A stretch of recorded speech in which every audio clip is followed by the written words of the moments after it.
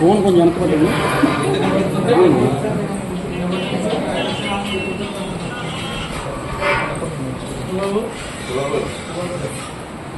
ఎందుకు అంత దగ్గర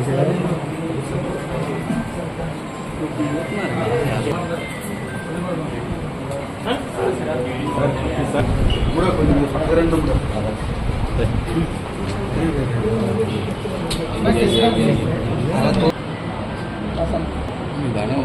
చెప్పలే ఓటేసుకుంటాను.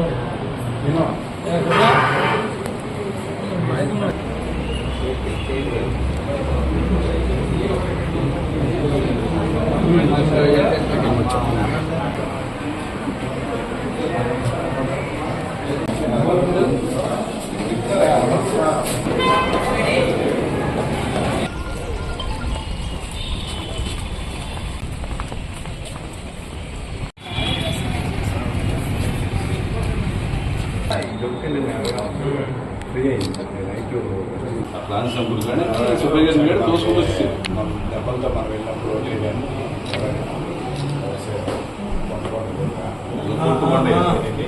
కొత్త శ్రీను అతను వాలంటీర్గా రిజైన్ చేసి దీంట్లో మంచితనం నాకు అప్పటి వరకు తెలియదు. నేను ఓటేసాక వెళ్తాను, నేను హాస్పిటల్ వెళ్ళండి, ఓటే తగ్గింది. అందరికీ దండం పెట్టి నమస్కారం, ఈ రౌడీ పరిమాణం చూడండి, మీకు ఎలా కాస్తుందో, నేను ఎంతమందితో దెబ్బలు చేస్తానో మీకు తెలుసు. నాకు 50 సంవత్సరాలు ఎవరినైనా ఎక్కడైనా కొట్టాను, ఇలా కొట్టి కొలిపాను, ఓటేసి చెప్తాను, మీరు ఆలోచించి ఓట్లు వేసుకుని అన్నారు.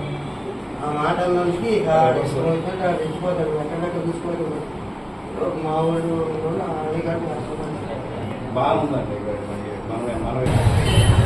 ఎన్నికలు సజావుగా జరిపించడానికి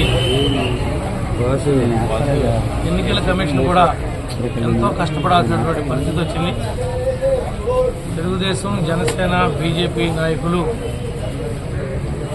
రాష్ట్ర వ్యాప్తంగా ఎంతో తెగించి పోరాడినటువంటి మా నాయకులకి, మా కార్యకర్తలకి, ప్రతి ఒక్కరికి కూడా హృదయపూర్వకంగా ధన్యవాదాలు తెలియజేస్తున్నాం. దాంతోపాటు వాళ్ళు చేసినటువంటి ఈ దాడులకు సంబంధించినటువంటి ఎవరైతే దెబ్బలు తగిలి హాస్పిటల్లో ఉన్నారో వాళ్ళందరికీ కూడా ఈరోజు వైద్య విషయంలో కానీ, మన కుటుంబాలకి ధైర్యం కల్పించే దానిలో కానీ మా వంతు పాత్రనే మేము పోషిస్తున్నాం. రేపు రాబోయేటువంటి ఫలితాల్లో వన్ సైడ్ ఫలితాలు రాబోతూ ఉన్నాయి. ప్రపంచంలో ఉన్నటువంటి అన్ని దేశాల నుంచి కూడా ఈ జగన్ను తరిమి కొట్టాలని చెప్పి ఇక్కడికి వచ్చి ఓటేసీలు కూడా సందర్భాలు. మరి అలాంటి వారందరినీ కూడా రుణం తీర్చుకోలేము. హైదరాబాద్ నుంచి కానీ, ఇతర ప్రాంతాల నుంచి కానీ ఏదో ఒక జాతర మాదిరిగా జనమందరూ కూడా రావటం, ఇంత పెద్ద ఎత్తున పర్సంటేజ్ నమోదు చేయటం మరి ఒక చరిత్ర ఇది. దీనందరికీ కష్టపడినటువంటి చంద్రబాబు గారు, పవన్ కళ్యాణ్ గారు, లోకేష్ బాబు గారు, వీళ్ళందరూ కూడా ప్రతి ఒక్కరూ పార్టీకి సంబంధించినటువంటి సామాన్య కార్యకర్తల దగ్గర నుండి పార్టీ అగ్రనాయకత్వం దాకా ప్రతి ఒక్కరూ కూడా వీరోచితంగా పోరాడాడు. ఆ ఫలితాల్ని రేపు చూడబోతా ఉన్నాం.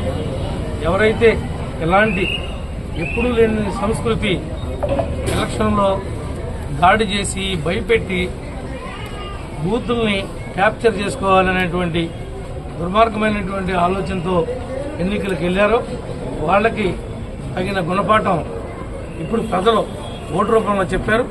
రేపొద్దున వాళ్ళు చేసిన తప్పులు వాళ్ళకే చుట్టుకోబోతా ఉన్నాయని చెప్పి మీ అందరూ కూడా తెలియజేస్తూ మీ అందరికీ కూడా